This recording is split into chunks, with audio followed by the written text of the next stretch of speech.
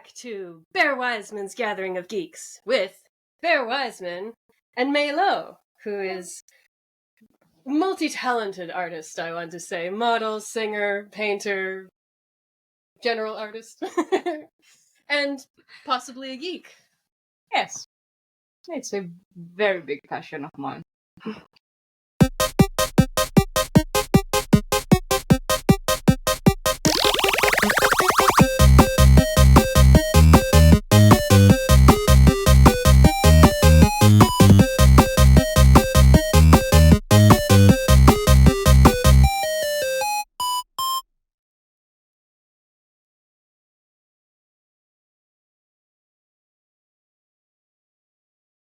Well, one of the first things I wanted to ask you is just how did you get started with the modeling and everything? Because I've noticed that you do a lot of different stuff, a lot of very visual stuff with like all of the like horror makeups and things like that.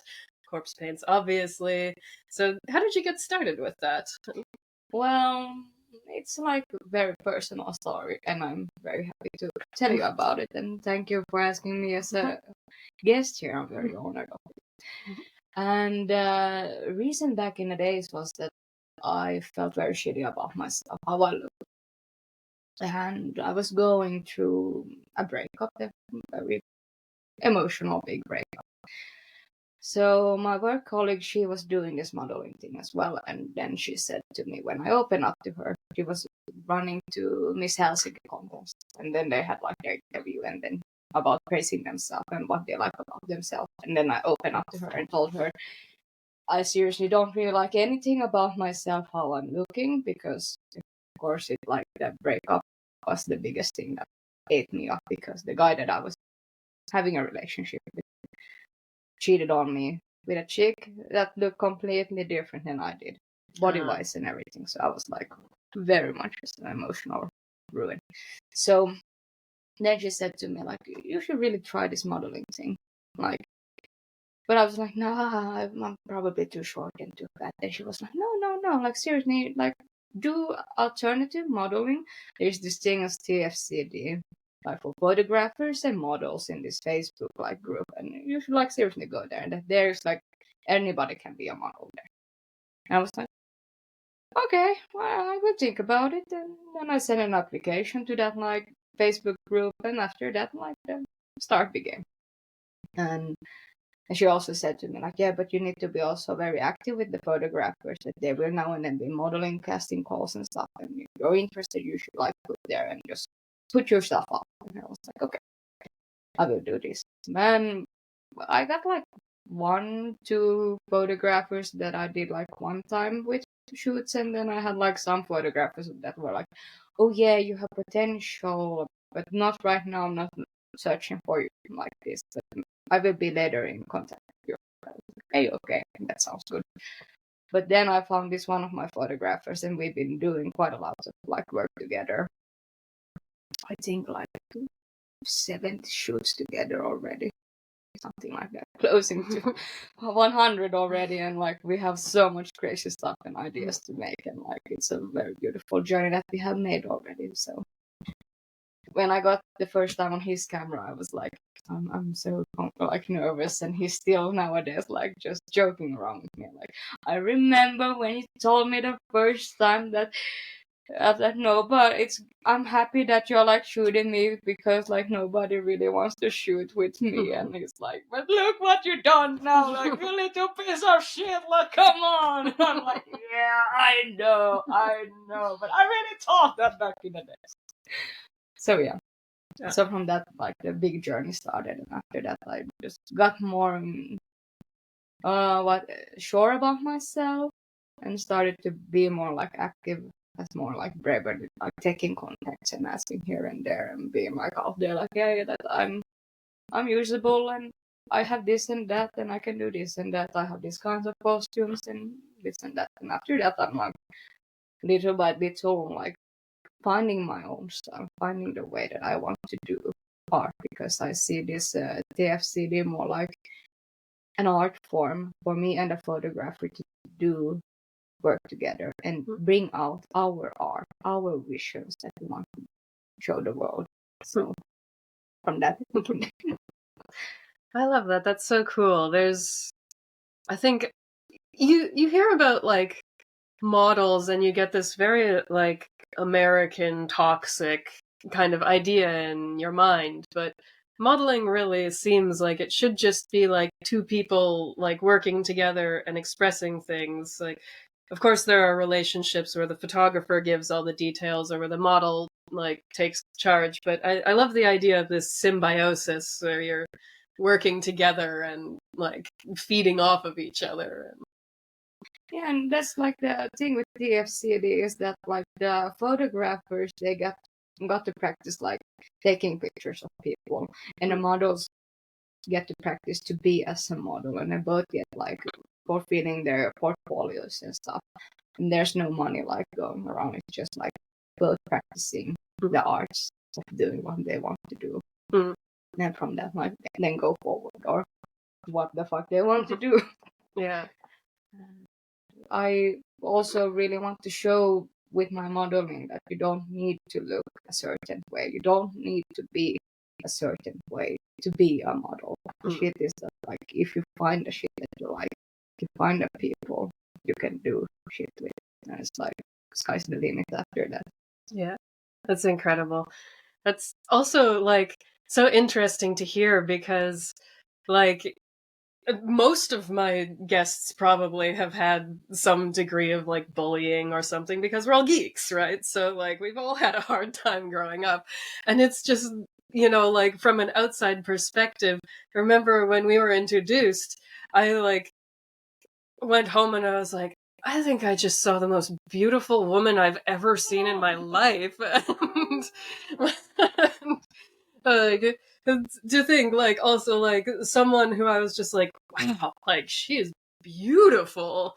And, like, you being like, oh, I hate everything about myself. But that's so true of people, right? To just, like, look at yourself and see nothing but flaws. And, like, anyone else might look at you and just be like, wow. Oh my gosh, now I'm getting so blushed. But it was the same thing, these, hippie pants that I'm wearing all the time.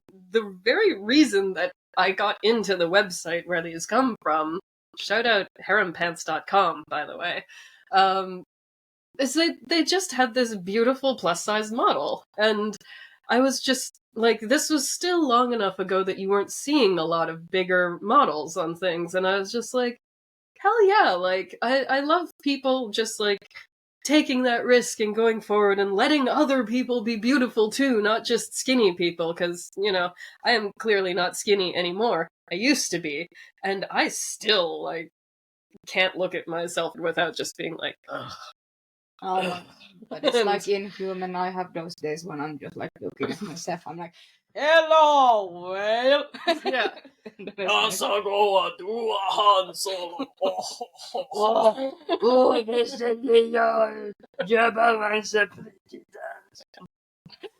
Yeah. Yeah. The world has done a number on us with our self-esteem. But It has, and also, I am mixed cultured. I'm half Chinese and I'm half in Swedish. So growing up, I always been looking different. I always been on like the weird kids, you could say. And especially when the interests are turning into like, instead of Barbie dolls, we're talking about dinosaurs, we're talking about dragons, we're talking about mythical creatures, that kind of shit. And we're talking about knights and it's like Cooper, Crash Bandicoot, like video games and shit. So like I've been into this like geeking shit since I was a little kid because I've been like, this is the shit I really love. This is the shit I like, and like makeup and all that shit like came blah later when I was like experiencing like different kinds of ways to use makeup and like do a more how you could say like more. Not pretty makeup, more like war makeup. Oh, and speaking of shouting out the museum stuff in Instagram, that's the guy I've been talking about earlier, that one whom I did over 70 photo shoots together. You should seriously check him out. I'll link him in the description. But yeah, so the makeup, yeah, I can't really do any pretty makeup. It goes, either it goes like the minimum, or then you go full on corpse paint. Mm. That's the two on-offs. Yeah. I think I can't remember what age I was, but I was maybe like around 11 or 12, like a little prepubescent still. One of my older brothers just looked at me and said, "Makeup is for ugly people. You shouldn't wear it." And I was just like, okay. Because that was an age where I still thought that my brothers were the coolest people in the world, because they were 6 years older than me, and all of the cool nerdy stuff that I was into came from them. I see. From Super Mario all the way over to Iron Maiden, that all pretty much came from my brothers. And so my brothers said, "Don't wear makeup." Okay. And it's gotten to the point that there's a wonderful picture of me from 2005. It was a Christmas party at a resort that I used to work at in Canada. And every year at the end of the season, which is mid-October, there would be a big Halloween party. And because it was a resort, all of the bus drivers who brought tours through would come. I was like, I'm going to go to this party. I'm not a big dress-up person just because it requires you to have things that I don't have. And we all lived at the resort, so none of us had a lot of stuff to work with. So I thought, I'm going to go as far as I can with doing as little as I can. And I just got the most made-up faced girl from there to just do my face. And I was walking around that resort and no one had any idea who I was. Oh, but that's really good. It's if I want to go incognito ever, all I have to do is just get a lot more girly and no one will ever know who I am. And speaking of that, I also like to do that in my modeling as well, because I really love to challenge myself. I don't want to be set in one box because I feel like I'm an artist. So as an artist, I want to really challenge myself. I want to put myself sometimes in very uncomfortable situations for myself mentally, because I'm like, this is good because this will make me grow as a person, grow as an artist. And I really always love how the outcome is, because it might look stupid at the start, but when photographers do their magic and shit, it's mind blowing, and then it's what the fuck I could do. That's incredible. Well, among the general geek things, is there anything that you haven't really touched on a lot? So I think in was it my last episode? We talk a bit about steampunk, because I know steampunk, but I've never been into steampunk. So I thought that was one of my knowledge gaps as a professional geek. So we talk a bit about that. But do you find there's any places where you're like, I should be more geeky like this, but I'm not? Well, I've been really seriously trying to see more sci-fi shit. Sci-fi shit is I haven't touched that much yet. But I'm getting really deep into dystopia shit, like Handmaid's Tale, Hunger Games, Battle Angel, Lita Goman story, and that kind of shit. I'm very interested in the dark side of the cyberpunk. I'm like, give me that shit. Give me the dystopia. I want the dystopia of the shit. I don't want all the light and beautiful shit. I want the depressive, dark ass shit that people just threw and people are dying or something. You really are finished. Because it gives so much character growth to the characters in their journeys as well, because the stories is the shit that I like, and the character growth. And in this series, it has come in more burst out a character development that they have in their stories. That's why I'm but I would really want to watch more of Star Trek. I haven't touched that yet that much. I like Star Wars. And for example, V for Vendetta, I'm a very huge fan of that one. But it's not as sci-fi anymore. But back in the days, it was a dystopic sci-fi shit. The idea that they have there, the character growth, everything in that shit. I'm yearning, I'm living for it. I have the comic, I have the movie, I need only the novel that is based on the shit yet. Because it makes you think, it makes the reader think, and that's also the thing why I like this dystopian shit, is that it makes you think a lot of shit.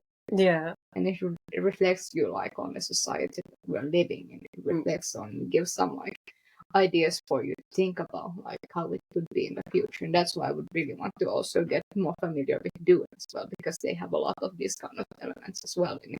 Yeah, Dune is something I think we just finally watched, like, the, I don't know the actor's name, but I know he was the captain in How I Met Your Mother. And he was Paul Atreides in an old Dune movie. And I remember just being really tripped out by that, because you have, like, this guy that you learn of from, like, a sitcom when he's in his, like, I don't know, 50s or something. And they're just talking about how, like, he's different from, like, above and below. So, like, murderer from the nose up and, like, nice guy from the nose down or something. That guy, yeah.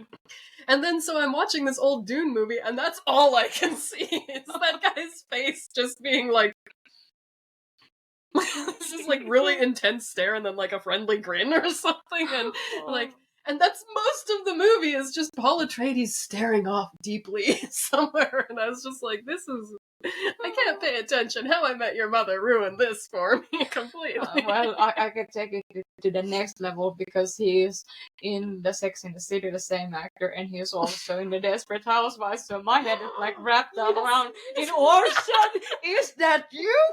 When did you start walking again? Are you remarried now? When did you get super rich, Orson? You need to tell me this shit.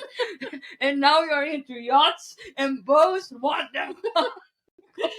There's gotta be someone needs to do like the Pixar theory, but with that actor, to assume that all of his roles were the same. So when he was young, he was in Dune, and then he got really into boats later in life, and then marries a rich housewife, and then he like divorces her and gets crippled, and all of a sudden he can walk again, and then he remarries himself with a New Yorker from Manhattan. Perfect. That's one hell of a sci-fi story, honestly.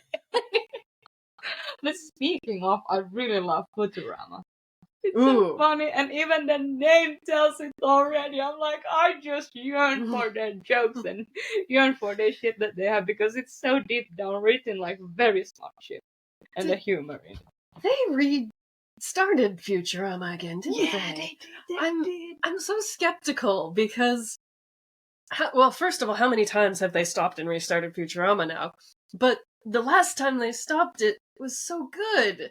It's such, like, I cried buckets in that ending, just thinking it was so beautiful. Spoilers, that Fry and Leela, like, have an entire life together, and then just have the choice to forget and reset, and I was just like, that's deep, and wow, just like mind fucked me a bit. Imagine how many scenes and seasons Fry has been trying to win Leela over with all the romantic shit, and like showing that he loves her, like literally loves her, and she's like, I don't know, and then she like loves him, but then it's something like outburst that just shut his tip off, that they cannot be together, and then they are together, and they can't be together. It's like that's the shit I hate in like this drama shit. Is like, there's so much on of why will they, won't they? Yeah. Ugh. When will they be together? If they don't, I stop watching this shit, because I can't anymore with this will they, won't they.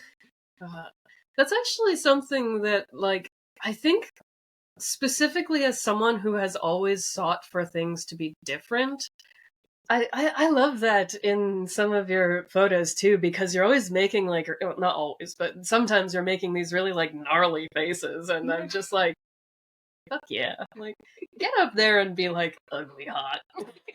Like, it's not hot per like normal standards, but like, because you're like pushing the limits, it's hot. Yeah, so that's the shit I'm like going for. Like, I'm getting like, I want to like, because art is also in a way like we're just wanting to get people's reactions, like give the shit that we do, bring some emotions to people, wake up some shit. That's the shit I like as well, doing with the photos as well, like bringing like emotions to people. Like, people are like, what is that? Her? Did she do that? Like, what? Like, I see. Okay, yeah, she can be pretty. But look at that shit. Like, Yeah. Because You can go from being like a beautiful Japanese geisha to like a nasty troll in like one photo shoot, and it's just phenomenal. yeah. And the funny part is that I feel more like out of my comfort zone when I'm trying to be pretty and I'm trying to, be posing beautiful like diva, because I feel a lot more at home like being a goblin, like being like this, like doing the shitty faces and all that kind of shit.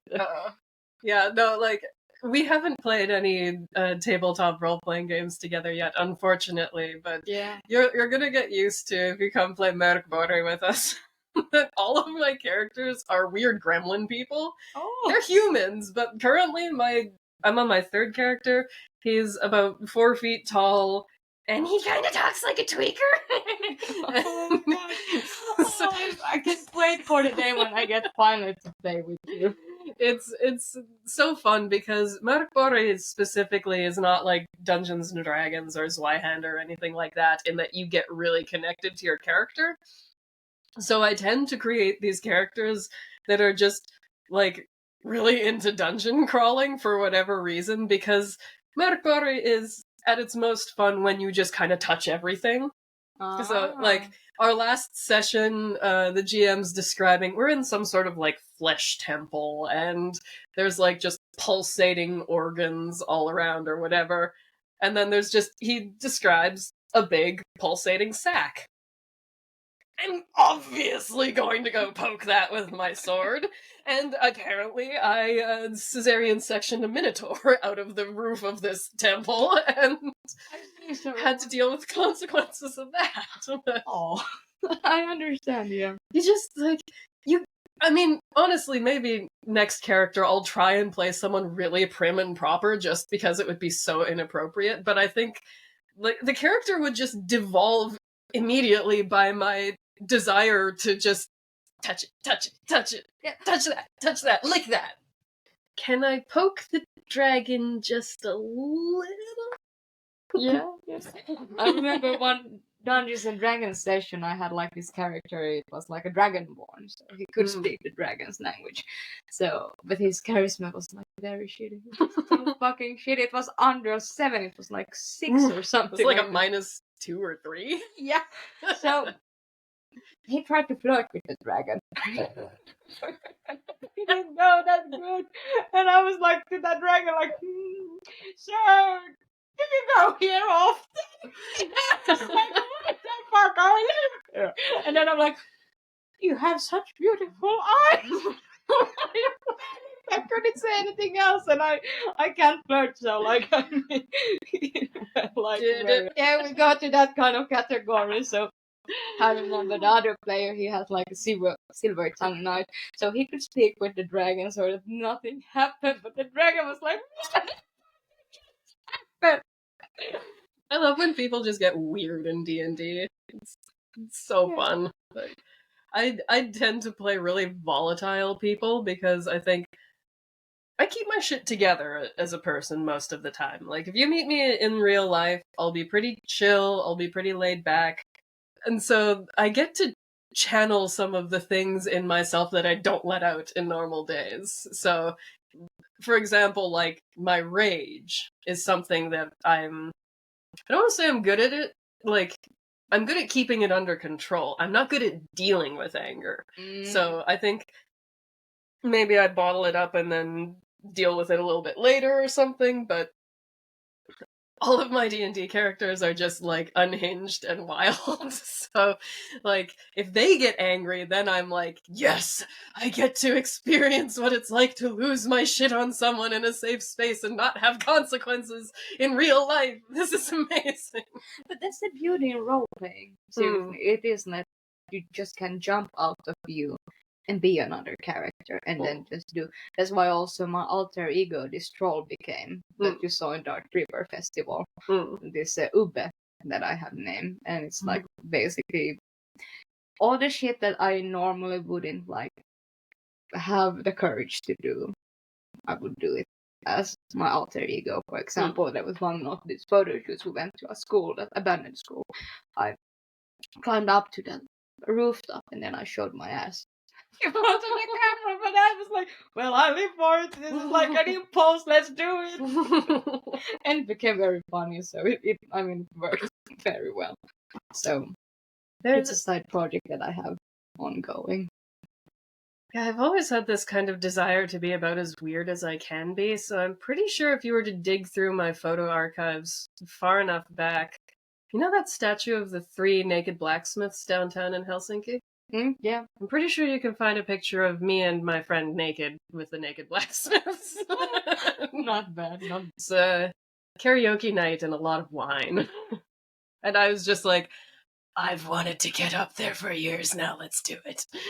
And then my friend was just like, okay, like whips her clothes off, much more exuberant than I am. She's all like out there, and I'm like hiding behind one of the statues. I understand. I would do exactly the same thing as you, even though like I have done some nude shoots and nude art. It's a lot different that you do with somebody that you know, and it's just you and the photographer. Then you go out in public and you're like, I'm naked. It's like, no, hell fucking no, just no. Yeah, it was fortunately a pretty quiet night, I think. I tend not to do karaoke on weekends because I'm not able to sing as much because it's busy. And it is. Busy karaoke's no fun, so... No, it's not, because you need to wait for ages and ages. Speaking of, last weekend I think I got my best Sonata Arctica Full Moon singing in my karaoke. I was so proud of myself because before that I tried to sing Cranberry Zombie, and I lost the rhythm and I got a little bit like, and I heard somebody talking about this and that, I thought like, oh my gosh, am I that shitty? Because I've been having a little bit like struggle with my self-confidence lately, so that's why like it ate me up. So I was like, oh, I lost the music. Now I can't sing anymore. But let's see when I will find a rhythm again. So I did a very good comeback with the Sonata Full Moon. And incredible. I was like, thank you. And I was like, I gotta win, because usually when I start to struggle with singing, I'm like, I think, like, karaoke is very much for me an exercise in pushing myself out of my comfort zone, because I just like, well, before Corona came, I was just like, if I psychoanalyze myself well enough, I'll actually go back and see, like, I got shut down as a kid a lot singing, like when I was elementary school age. So like, my grandmother, who was Dowager Countess, always preferred the youngest kid. So I remember singing A Whole New World in the car with my younger cousin, and my grandmother telling me to shut up so she could hear my cousin. Oh. I also remember in grade 5, I joined the choir class, and there was this one girl, Jennifer Morton, whose name I still remember somehow. Some people's name you just remember. They just all name because in their way in there. Yeah, because they be so mean as teachers. She was just, she'd shout. She wasn't singing, she would just shout. And so one day I was like, okay, I'm gonna sing louder than her just so I can hear myself. And then the teacher got mad at me for shouting. And I was like, what the fuck? Are you deaf? Do you not hear this girl? Like, and I just started like seeing like, okay, I think I see where the performance fear came from, because then as like the only one of 20 people in all of Alberta who could play violin, despite being a very country hillbilly town, province, no one plays violin, so that was something that people thought that they could bully me for. And I think I just stopped going to talent shows, because like I was good, but I played in a group for many, many years, and I am a phenomenal performer when I have other people with me, because then it's not me and people don't notice and hear if I fuck up. But as soon as you put me on my own, I clench, I collapse inwards, my legs start shaking. And then during COVID, I started taking some singing lessons, and my voice opened up, and I got much more confident. And then I had a big karaoke night earlier this year, and it was, I think, the first time that I felt like I could finally, like, if I felt myself get nervous, like, double down and get weird, and, you know, laugh at myself or with myself. And I had such a good group of people who were making me really comfortable, and we had completely dominated the bar, so no one else was there singing. And it was such a, like, uplifting experience to feel like, hey, like, I went out singing today and I actually did a pretty okay job. Like, some songs were pretty rough, but some songs I actually did a good job of.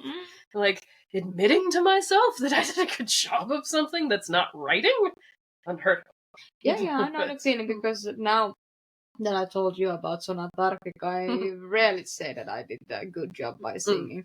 And I understand your fears and feelings, because I have had, during the COVID, I found a songwriter in Tampere, and he would really want to go and do gigs.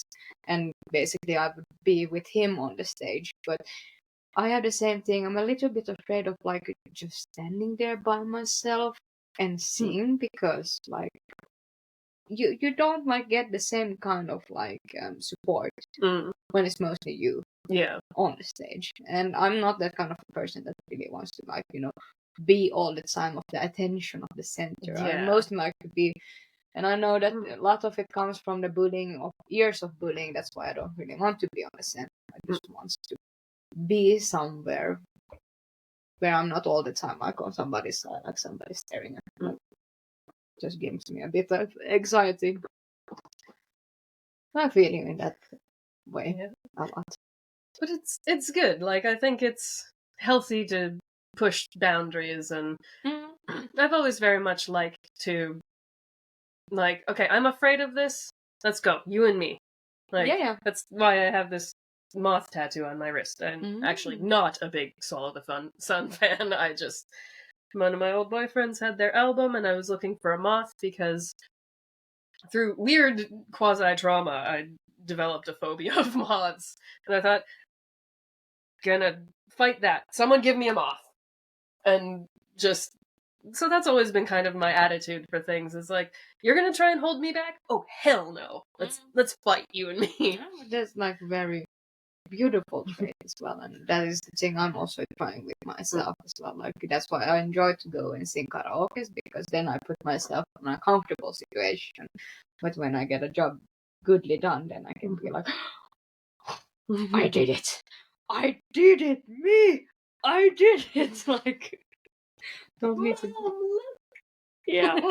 And speaking of, I remember, like, there is these different kinds of conventions in Finland about anime and stuff. So last year I went as a plague doctor to this track. So creepy.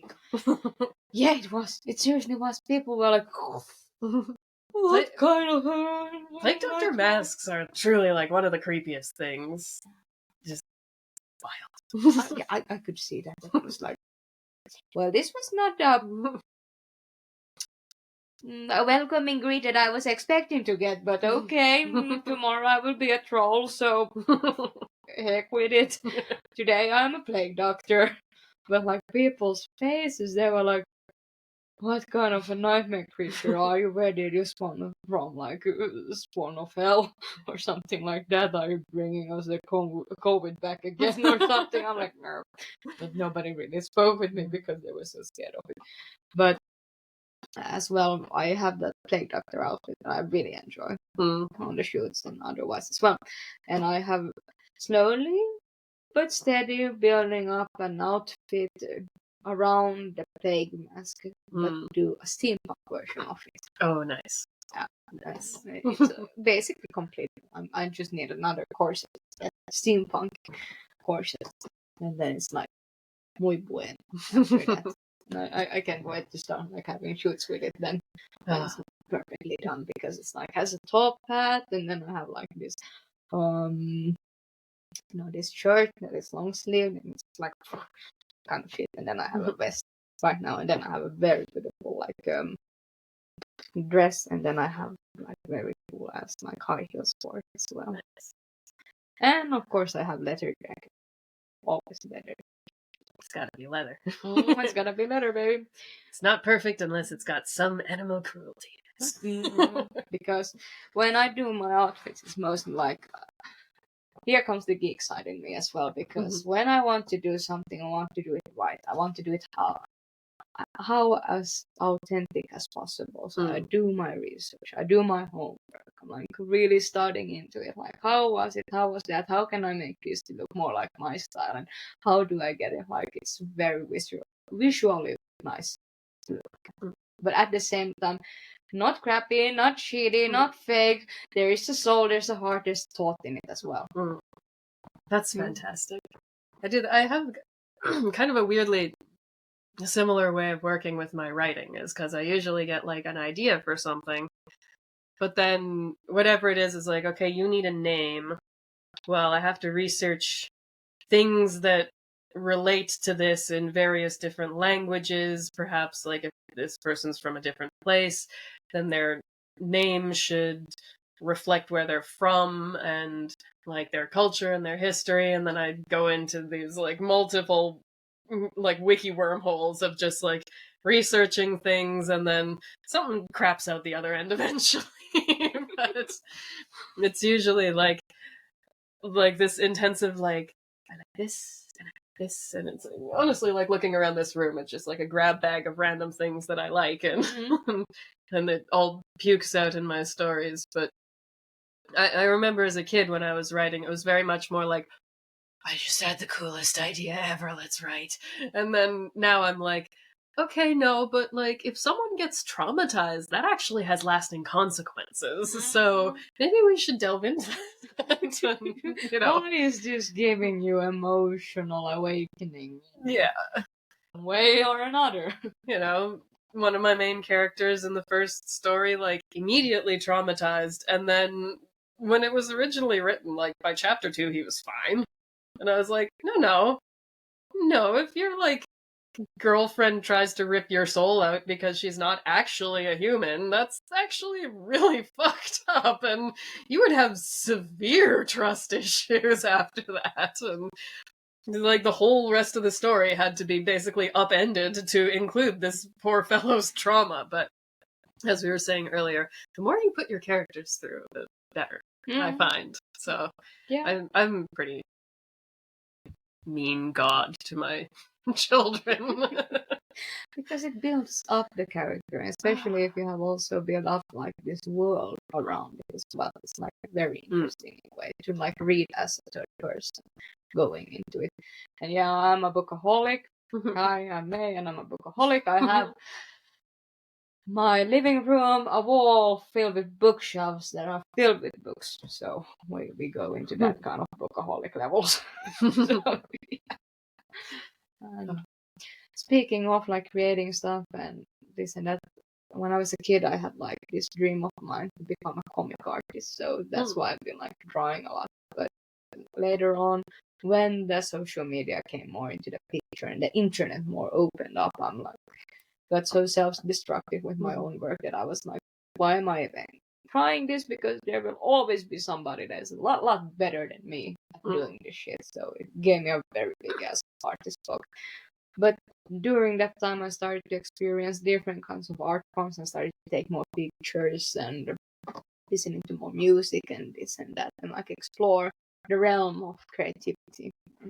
Then it started to come back to me again. So now I'm a little bit drawing here and there, and then I've been experiencing this acrylic paints, yes, and I've been doing a lot of abstracting acrylic paintings because in a way you don't need to think so controlizing like how the shades will work and how this and that will work. It's like, oh, it's an emotional like vomit that you're just putting there with colors and just give it an art, give it a life. That's the shit why I enjoy abstracting art by doing it. Yeah, it sounds kind of familiar because like I call myself a jack of all trades artist because I have basic competency in a lot of things. Like, I can draw pretty well, I can paint pretty well, I can sing okay, I know photography and photo editing basics and things. So, like, I'm better at most artistic things than the average person. But when it came to actually getting really good at them, I found that writing was easiest for me. And so I just went into that. And writing, I feel like, just requires a good command of words and then creativity. So I'm very creative, but it had this counter problem of like, especially when I was young, not so much now because I've learned to write shorter stories, but I was really into Final Fantasy, and so all of my stories were these like big save the world heroic epics. And then before like any of these stories were basically finished, I was like, I'm bored of that. I've just written a 13 series Final Fantasy. Final Fantasy wasn't even at 13 by then. And I was just like, okay, maybe let's try something that's a little more personal and not just based off of what's the coolest thing I can think of right now as I vibrate while listening to Iron Maiden songs and like, I need the nomad character, and the dream of mirrors are cool. Just like the creative kid like grasping onto Iron Maiden and being obsessed with fantasy, just like type. And the fantasy realm is so like it's like a very big wormhole. Like I'm a very big sucker for fantasy, like literature, fantasy games, fantasy music, especially when we go to folk metal or we go to power metal where we're talking about like dragons and shit, and like from that beyond I'm like put it into my veins, I live for it. Celtic music, yes. Folk music, put it in here the same way, just put it, just everything, and I will be like yearning for lives after that. I'm living for it. It's incredible, like very much the same for me. And if you go back through these stories, you can actually kind of see like the stuff I'm getting into as the stories go, because all right, it's all pretty like Tolkienian fantasy for the first couple times. And then, oh, suddenly we have a story about pirates. Gee, do you think that maybe came out a little bit after Pirates of the Caribbean? Yeah, might happen. And then my slow obsession with folk metal started to grow. And so the very last stories that I don't even think I ever started writing were starting to get really Nordic. And so you could see this like progression. And like when I moved to Finland, which was in 2009, that was the peak of my folk metal phase. Like I basically moved here because Turrisus put out that Finnish Summer with Turrisus documentary, and I was like, that place looks beautiful. And I love this band. Holy crap. Now that I think of it, all the other bands I love basically come from Finland too. And, you know, you can't see metal shows basically ever in Canada, so yeah, it's a bit harder. I was like, maybe I could see some shows if I went to Finland for a year. 14 years later, I'm like exhausted of metal and very tired of it. Don't ever give me folk metal anymore. I'm so done with that genre, and I think I got so obsessed with a lot of things that I just fully burnt myself out on all of them. Oh, please don't, because at some point, the band where I'm singing, Waterberry, we're trying at some point to release some music as well, and we have the genre is black folk progressive metal. I mean, that does sound awesome, so I'll still listen to it, but it's just a much harder sell with me than it used to be, because I think it was when Metsätol started showing up, and I was just like, I objectively recognize that this band is fantastic. Why don't I like them? And I think it was just like at that point, it was kind of right when there was like the initial folk bands. You had like your Fintroll, your Ensiferum, your Turrisus, and those were kind of like the Amon Amarth main core folk bands. And then it started to branch out, and you get your Korpikani as well. Elvedi, yeah. So then it even started though Morphis doesn't categorize it. So, yeah. Sorry. For shame. Genre shit. I hate genre snobbery, and I am victim to it so often. But yeah, even between like fantasy and sci-fi, I was always like, sci-fi, I like swords and magic, not laser beams and spaceship. Fuck your technology. But you got a little steampunk in that Final Fantasy when you got your airships and whatnot. That's kind of tech. That's So kind of tech, yeah. And when we go to the dystopia side of it as well, that we're not on like the bright and happy shit, we go like to the dark side of it. That's kind of tech as well. It gives like, I see where we're going. We're going somewhere in this one as well. yeah. Actually, I'm going to come way back around because conversation flows. But yeah, it does. Talking about sci-fi, I'm curious, like, what of sci-fi you actually have seen. If you're kind of like me, that you're like only slowly lurking your way into sci-fi out of fantasy. Yes, that I am. Well, when I was a kid, I was more into it, and when I come to the teenage side and adulthood, then like the fantasy realm just caught me in it, and the games as well, like fantasy games like Skyrim, The Elder Scroll, and then we go later on to The Witcher, Wild Hunt number 3. Stuck at them for a very long time, and still I'm in the fantasy realm of different games, like the Kingdom of Amalur or something like that. I can never pronounce it, but right now I'm stuck at that as well. I'm like, this is so good. And now it had moved into Hearthstone, so now I'm just like, this is good, this is so fucking good. I'm just so stuck in Hearthstone right now. And in a way, I know it maybe comes from the yearning from the days, because I have been also playing quite actively Magic the Gathering and being in some pre-release tournaments as well, and I really enjoyed it. I wasn't the best one, but I wasn't the shittiest one. But I think if I could have been playing for the 2 whole days, I think I would have come more up in the rank, but I never had the time, and I'm still like, it would be really nice to go back into the days and play a little bit Magic the Gathering, because it's very nice. And it's also, in a way, a role-playing game, in a way, because you're a wizard and you have your shit that you play. But yeah, back to the sci-fi, I'm like you. I like baby steps. I'm going closer into the realm, but I'm still having in my backpack like the fantasy shit that I love and want to keep with me.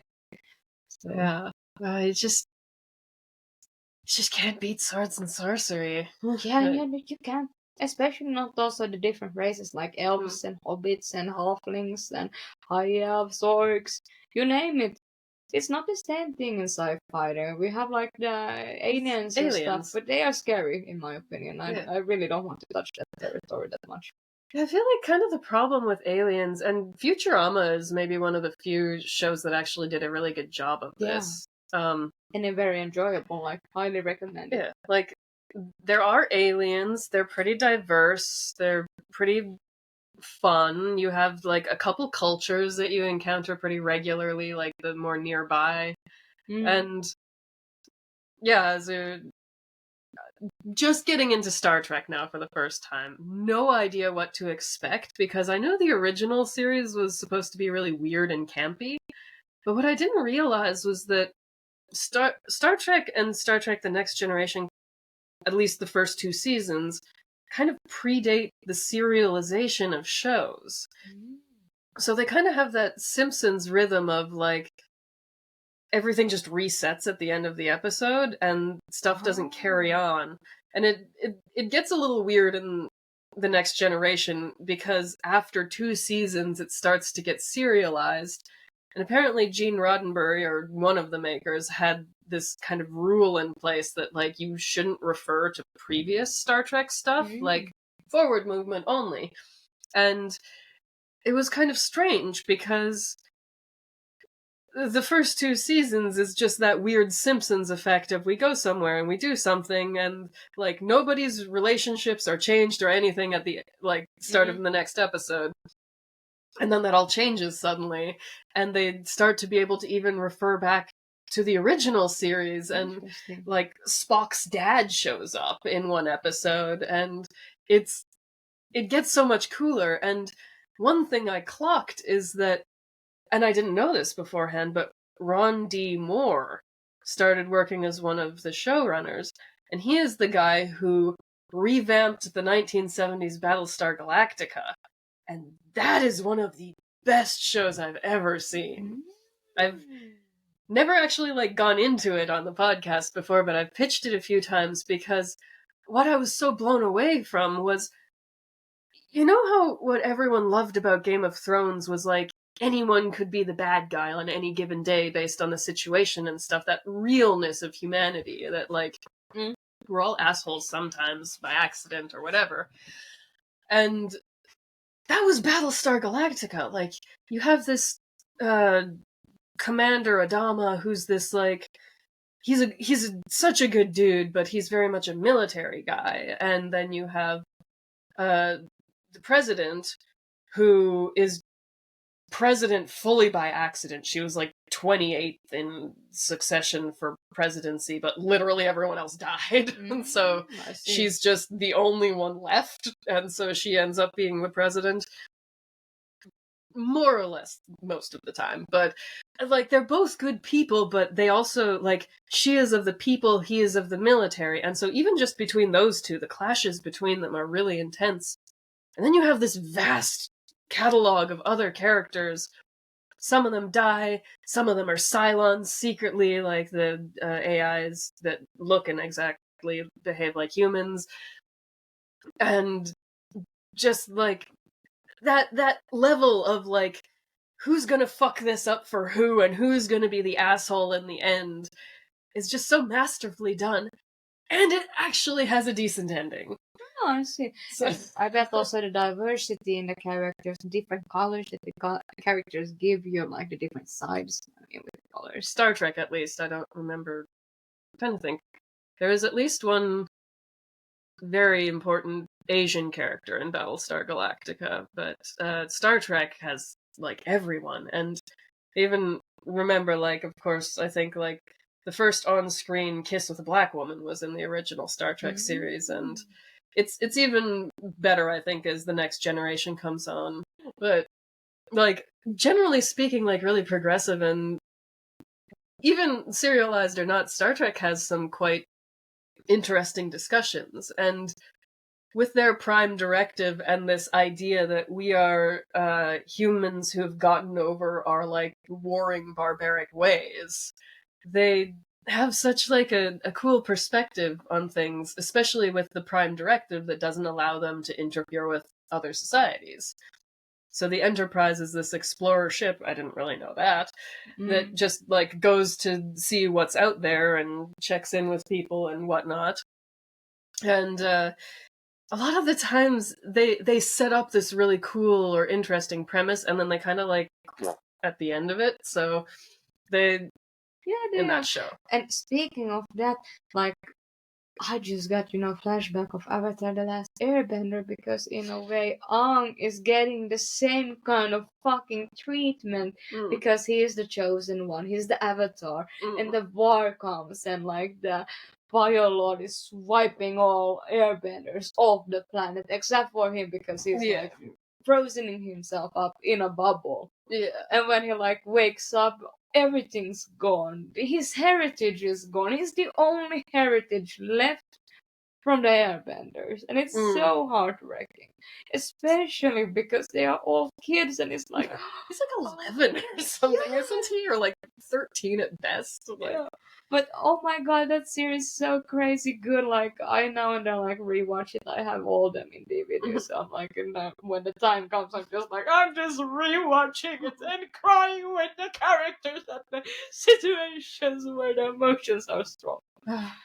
I must keep you in mind. It's so hard to find people who have seen Avatar in Finland, I find. Like, I'm a big ass fan of it. My nerdiest friends have not watched that show, Really? and it's such a shame. I don't know if it was just not so big here or what, but it was at one point, because it came on like on the Nelon and this channel in Finland in the morning. Usually at one point they were like showing this Avatar The Last Airbender like cartoon in the morning. Man. And I like very much fell in love with it, so that's why I like got everything, like the boxes in DVD form. Have you read any of the books from like the continuation outside of the shows? I tried, but it's not the same thing, because when I got used to seeing the animation, the cartoon of it, how they were moving, so it doesn't feel as the same when you're like looking at them as like comic books. Mm. And I tried to watch Legend of Korra,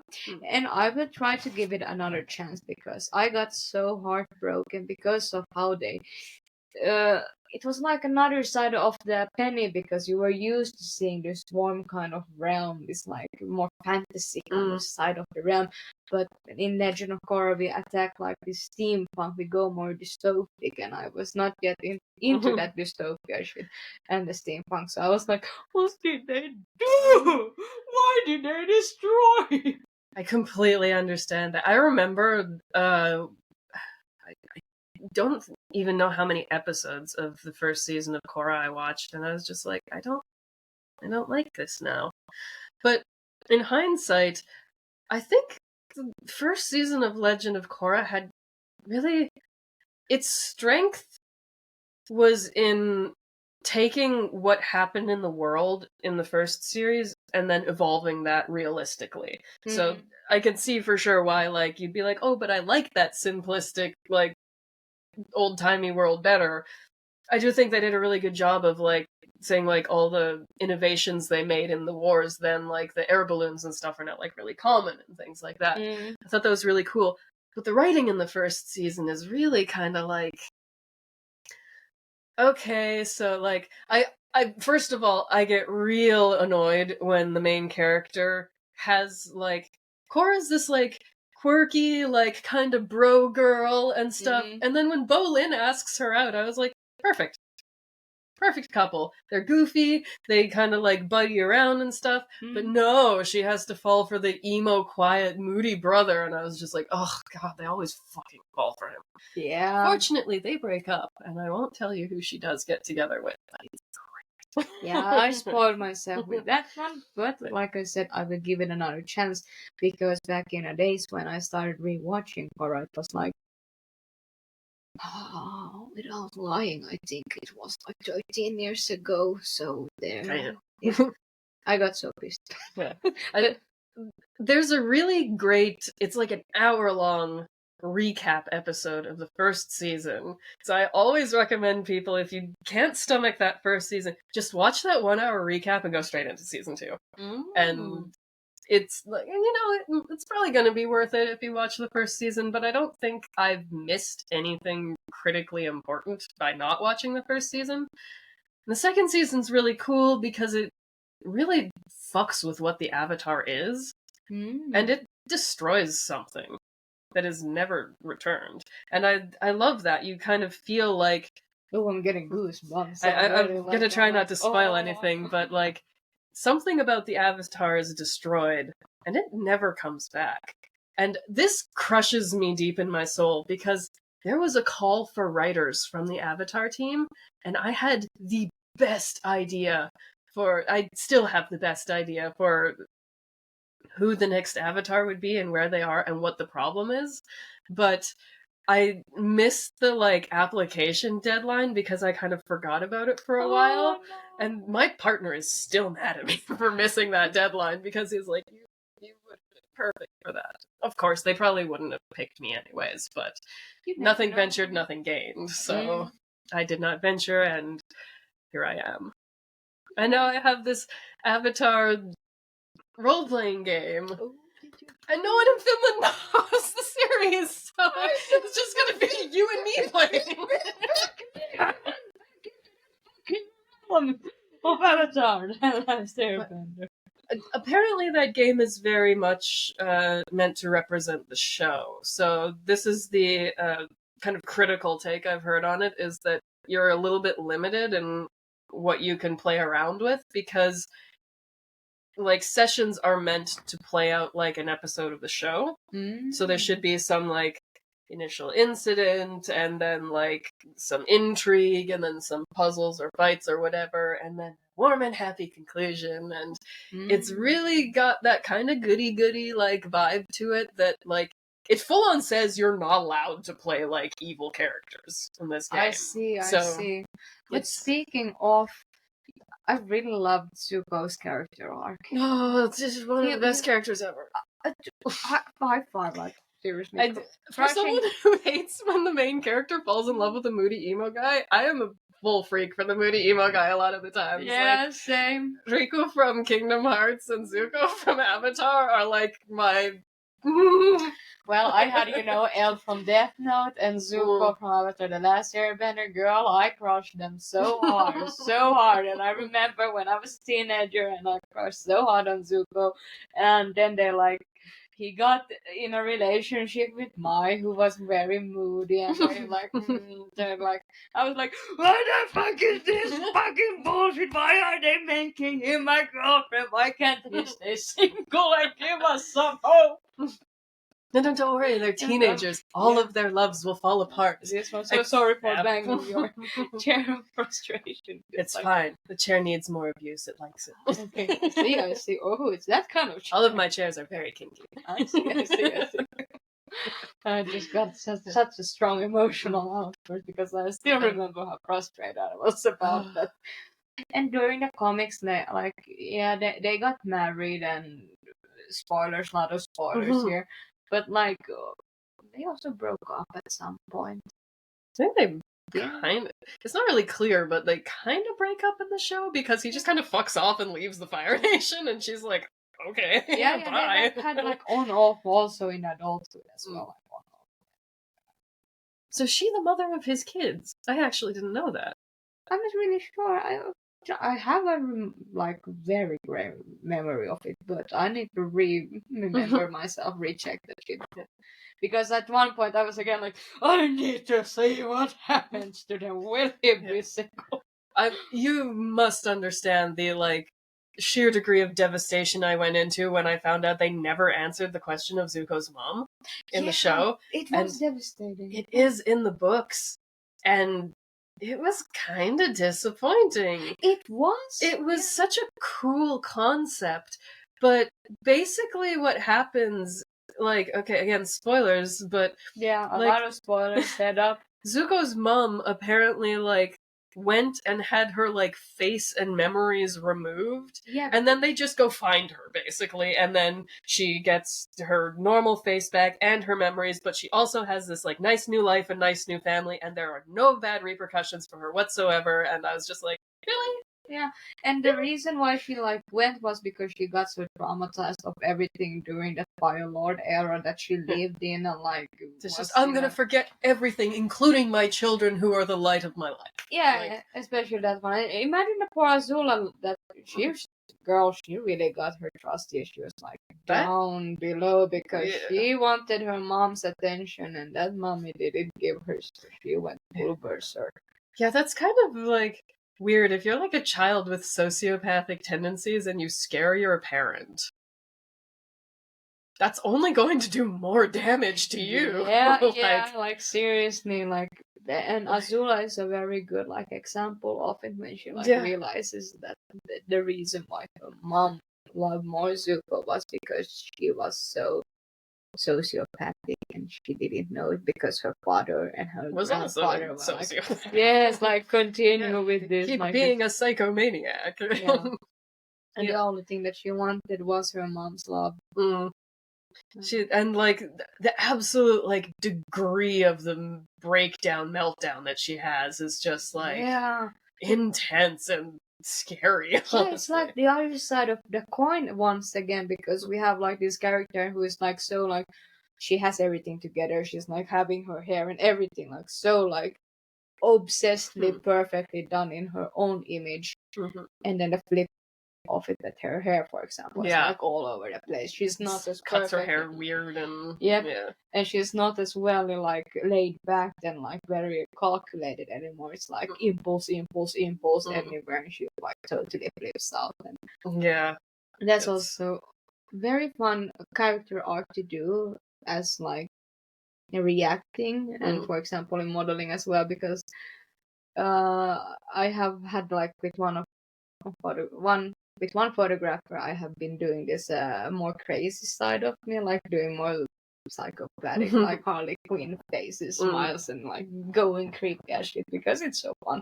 Because you can be I'm pretty, but I am crazy at the same time, in a way, because it gives the ginge for myself as well, because I'm holy fuck, did I just look like that? Did I do that? And because you know the whole story, but the one who only sees the picture doesn't know the whole story. Yeah. But it's a very fun side, and I would really want to try to do a little bit more like this crazy character in some role play, because it could be quite fun. Yeah. Because it could be very random and impulsive. That's where you need to come to Merkbori sometime, because that's the place to just try whatever. Yeah, I would really love to, like, but sadly, like, when the days has been when we could have played it, like, either I'm having work or I'm fully booked, so I'm like, I can't, I want to, I really want to. It's not that I wouldn't want to, that shit, if I could clone myself, I would. Yeah, that's why we have, like, a group of, like, I don't know, 20 people, and we're just like, first 5 people to sign up get to play. Because, like, we have our D&D campaign, which is me, a couple, and another friend, and that's technically only 3 people to coordinate, because the GM and me are one group, the couple is one group, and then the other friend is the other group, but it's still wildly difficult. Like, we've played, like, once in the last 2 months, because either, like, someone's busy with work, or someone's sick, or, like, someone has a meltdown and doesn't feel social that day, or, you know, whatever, but... No, I feel you, but So having the hop-on, hop-off campaigns are so much better. Yeah, they are. And it's wonderful, like, in adulthood, because everybody understands that you just can't, like, you seriously can't, you want to, but, like, there is work, there is this and that, like you said. And for example, next week I'm having crazy tons of work, like, crazy, as I will work like 50 hours or something like that, so I can't, but that's why I was like, after 8 o'clock I can join, because then I'm free from work. Yeah. Like, 8 o'clock, that's basically my bedtime. Yeah, that's why I was like, I'm opportunistic, like, I can just, like, and also next month there will be a lot more photo shoots and sessions as well, because, like, this month, October, I have been, like, a lot laid back because of personal stuff that has happened, and I have been feeling like I rather just want to recharge my batteries, and then, like, when I'm ready, I will just go out again and do some fun stuff. Give purpose. Incredible. But I will wait, and I will hope that I will at some point get to play with you this Merkbori. Because it will be really fun, because I'm already thinking, like, my character will be crazy. It will be basically like the character from Overwatch, this guy who's throwing the bombs. I don't remember his name again. Yeah. Says Boom Baby, basically. Yeah, what the hell is his name? Yeah. Back when my partner was playing, he was one of the ones he was playing more often, but Zenyatta was the one that he was really into, so I don't remember anyone else. No, Roadhog is his buddy. Yeah. Damn it. It always bugs me when I'm like, I know I have this nerd information in here somewhere. Same, because I've been playing Overwatch for ages at one point. Like, my main was Moira and that guy. That bomb guy that I don't remember. Yeah. But yeah, but, like, one of us in the next 30 minutes is just going to be like, his name! Yeah, especially this one. But, like, role-playing those kind of characters are, in a way, also very, like, enlightening, because you can be so impulsive. Like, the same way, like, you said that you really enjoy being the characters, like, getting mad because you can, like, experience, like, madness. Is, like, the same thing with me, just, like, experience of being more free with what I'm saying, because usually I'm very, like, a little bit laid back, because I'm very calculated with what I say and how I'm doing, because of my work as well, because my main work is that I'm a practical nurse, and I'm as bedside manner is important. They are, and I'm like, my clients are autistic people and handicapped people, so there's also a lot about, like, how I am doing as a person, as a worker with them.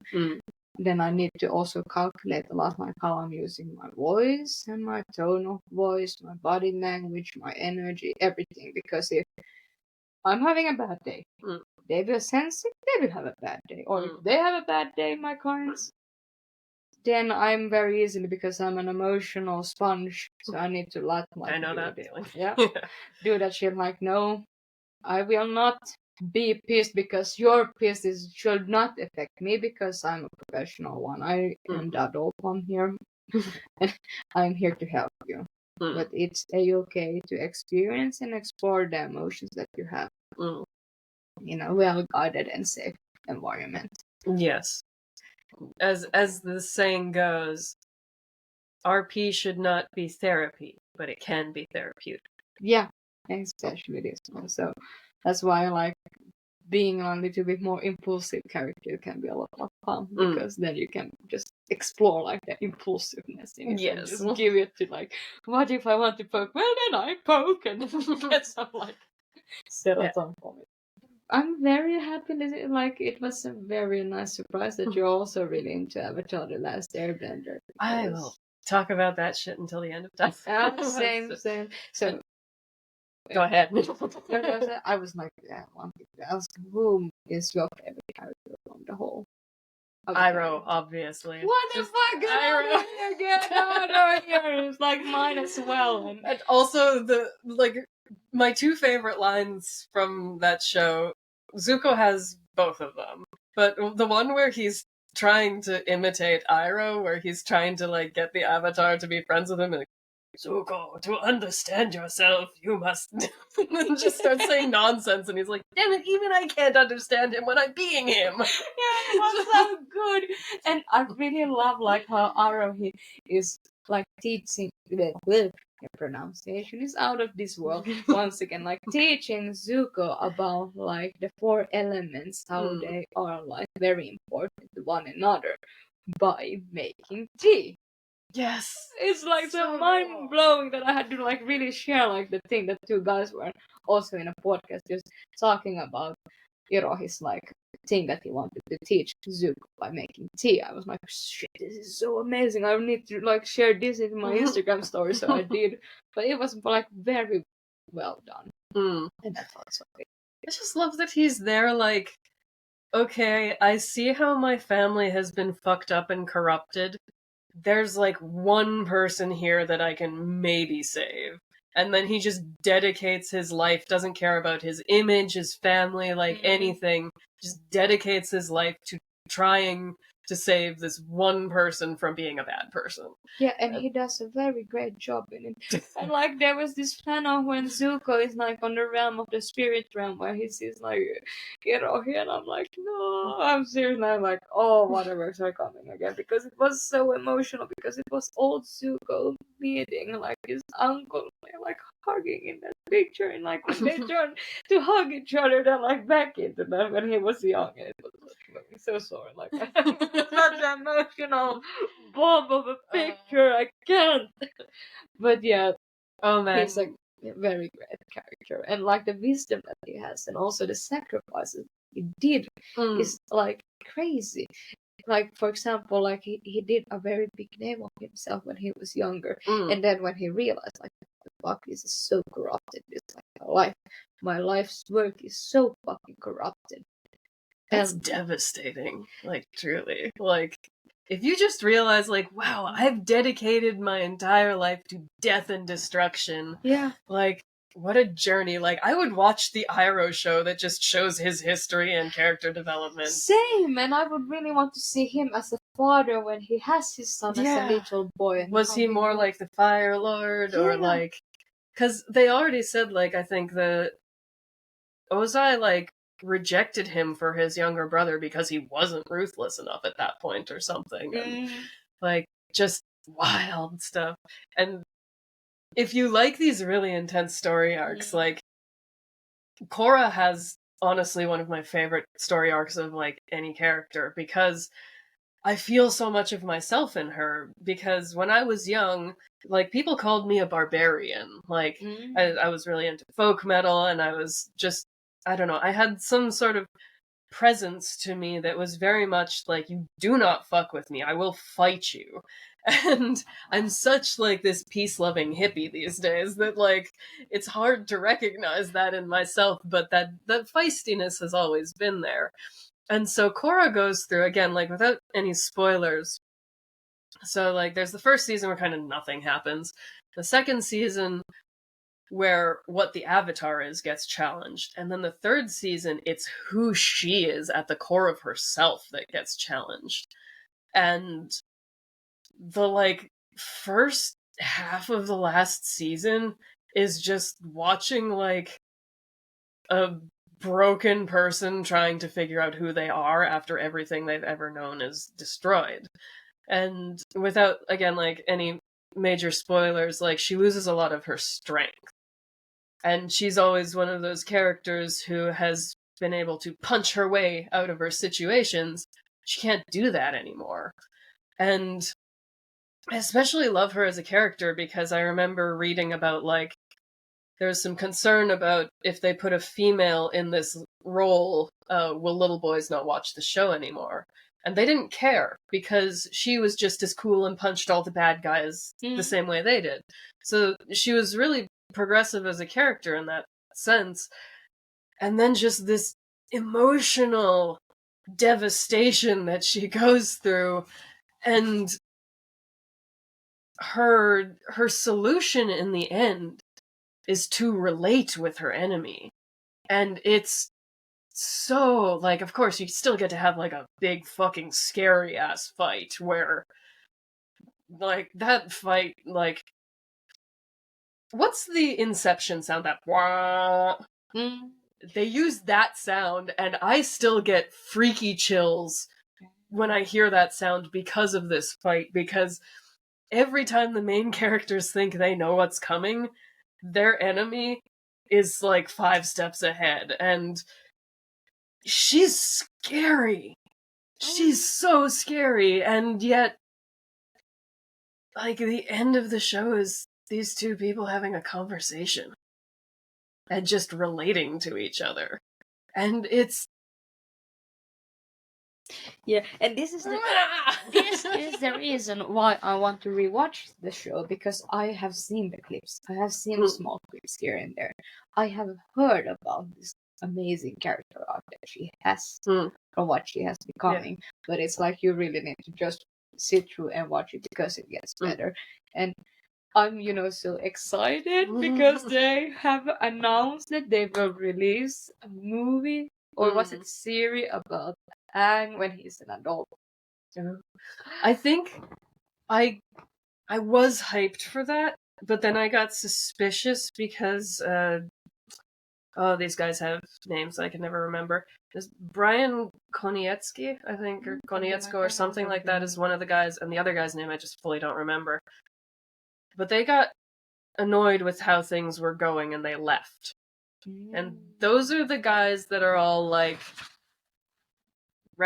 ethnic representation, queer representation, like everything like that. They were like the progressive, open-minded, cool people who did a great job with original Avatar, did a great job with Korra, at least after season 1, and, broke the chain of fall in love with the gloomy emo guy, and then I just love this. Again, like, spoilers for that relationship, but like, they break up for a weird reason, and then they break up for good, and then it's awkward, and then they just come back, and they have such a respectful, like, friendship that follows, and so few people ever represent that. Because, like, I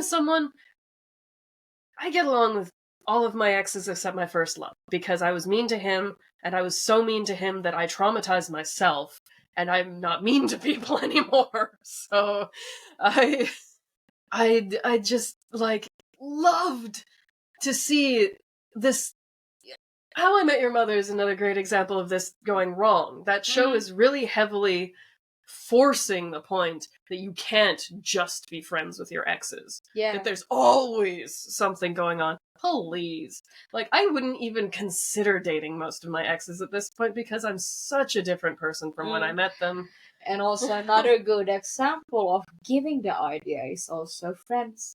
But they as well like forcing it at some point. Like, you just can't. Yeah. Ross and Rachel, will they won't, Yeah. they will, they won't, they're friends, but they still not. And that's the thing that I really like and admire at people, that they can be friends with their exes, because most of my breakups has been very messy, and they have left me like, I don't want to talk to you anymore.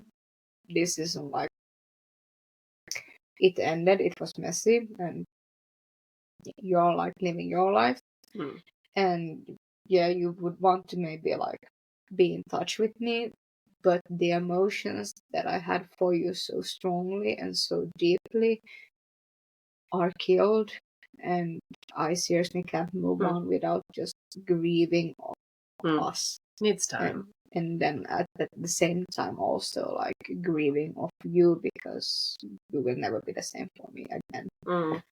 So that's why I haven't that much been in contact with my exes, because there has been the reasons why we broke up, and then it's better to leave it there than like revisiting, because some has taken longer time to get over and some little bit less, but they all been very painful to get through. Yeah, that sucks. I've been pretty lucky with my relationships in a lot of senses, that most of my exes are pretty good guys. I was really mean to, my first love, so that was...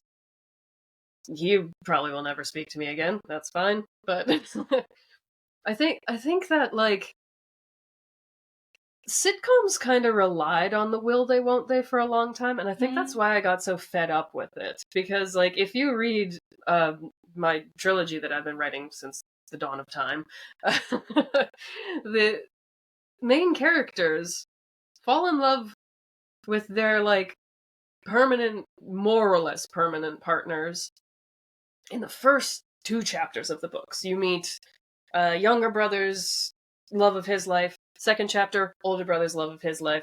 I think they're somewhere around the ages of like 18 and 23 or something like this.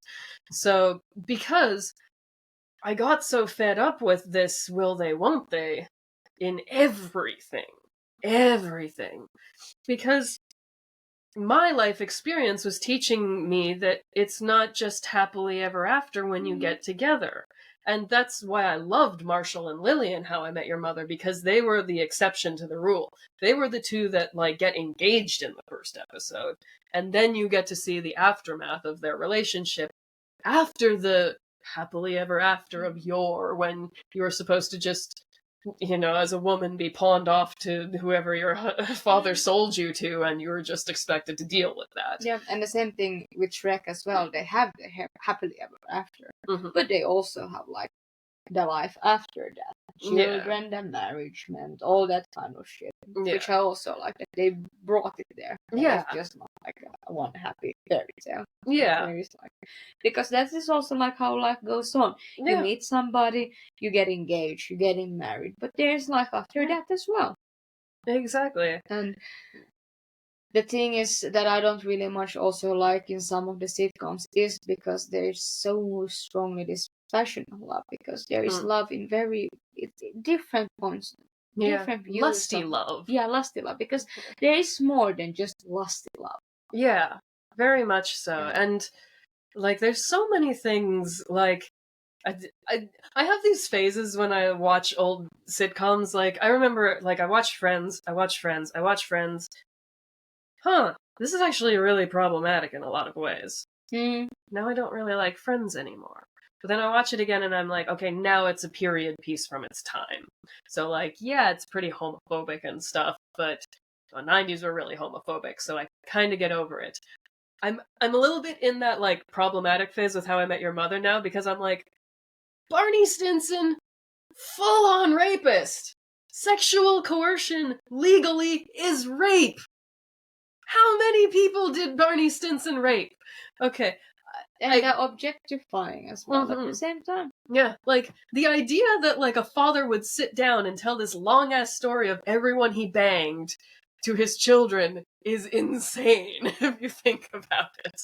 But that is the way it is. Yeah, and as a character on that sitcom, it works. He's a very entertaining character. He has his depth. He has his own character development as the same way as everybody else. Yeah. But when you put it, like, in reality... Which they ruined with the ending! Boo! Yeah, it was very rushed. It was like crazy-ass rushed ending. But I understand why they did it, but and I like the one whom he got, like, together with, married. But at the same time, I didn't like the ending of it, because it felt so forced. Yeah. It really did. Find a whole article about this on my website, about how How I Met Your Mother shit the bed on the ending and why. Yeah. And I go in, like, very deep into sitcom romances about, like, why this was dumb and sucked, and they did such a bad job of it. Yeah, So disrespectful. And then they also had like this clip that they showed Mm. that they didn't even put into the final episode, and that clip would have made so much more sense to the ending. Which is this clip? Tell me. You need to see it. I will show Okay. it, because otherwise this will be Mm. spoilers once again. Because I know that the ending that I wanted literally exists. And it's just like a voiceover of Ted saying that, like, in order to meet your mother, I had to be in this place at the right time and do this at this point and be here for this to happen. And all of that led me to being at the right place and the right time on this platform under the yellow umbrella. And that's how I met your mother. Boom. Closing music. This ending literally exists. They filmed and recorded that. Yeah, they did. And it's not the ending. Why? You knew that was an ending clearly because you made it. Yeah. And that's not the And you could have left it there and people would have been happy. The fans from a longer time would have been very happy with it, but no.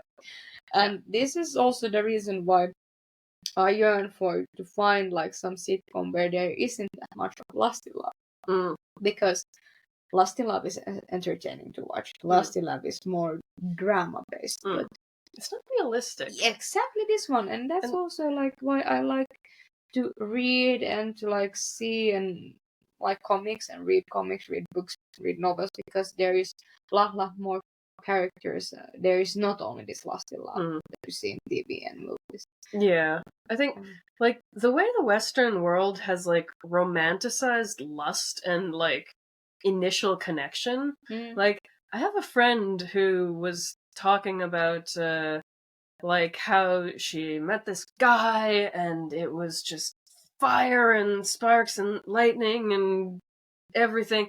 I was like, those relationships have always been the worst ones I've ever had. Yeah, same sis, because they are so betrayal. Yeah. Betrayful. And we're programmed, especially I think as women, to believe that that's what we should be looking for, is the lust and the passion and the immediate connection. And I'm like, no, man, that's the shit that ruined my life. Finding someone that's kind of the opposite of me, but who in that way balances me out. Like, not to poop on my own love story by any means, but like my partner and I have been together for 14 years now, and it has basically only gotten better as we've gone. I'll take that over someone who sets my pants on fire any day. Because also like the shit that I went through with my love life, and like I said, not shitting on my love life neither, because it has been a very like a journey by its own. We learn. Yeah, we learn. And some stuff you just need to like live through to understand. And after that I like realized like I need somebody that I can feel at home. Somebody that can give me a little bit of butterflies or more. But the main thing is that he has like I can be myself 100% with. I want to find that person. I want to find my guy that I can be 100% in me, with the ugly sides, the beautiful sides, the everything, and he will see me the way I am without like running away. And I found my guy and I'm quite happy with him. Speaking of water under the bridge, there is this good movie named Inside Out that speaks about these emotions by Pixar. They are like having this like, it goes to this toxic positivity.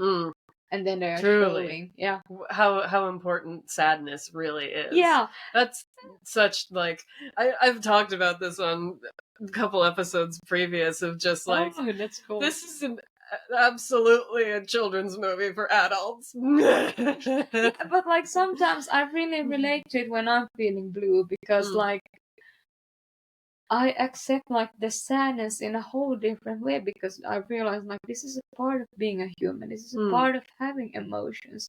I shouldn't like push it away and try to be all the time happy. No, I should like feel it through and explore and understand why I'm feeling sad at the same time. Like when I feel happy and enjoy it. not to make it into a toxic positivity, because there is their limits as well. Yes. Well, okay, we had a little technical hiccup because the internet decided to poop out for a second. Now we're back to wrap things up. I guess we don't know where exactly did it shit up. It's a mystery. We don't know if the entire rest of the episode still exists in the ether or not, so tech is fun.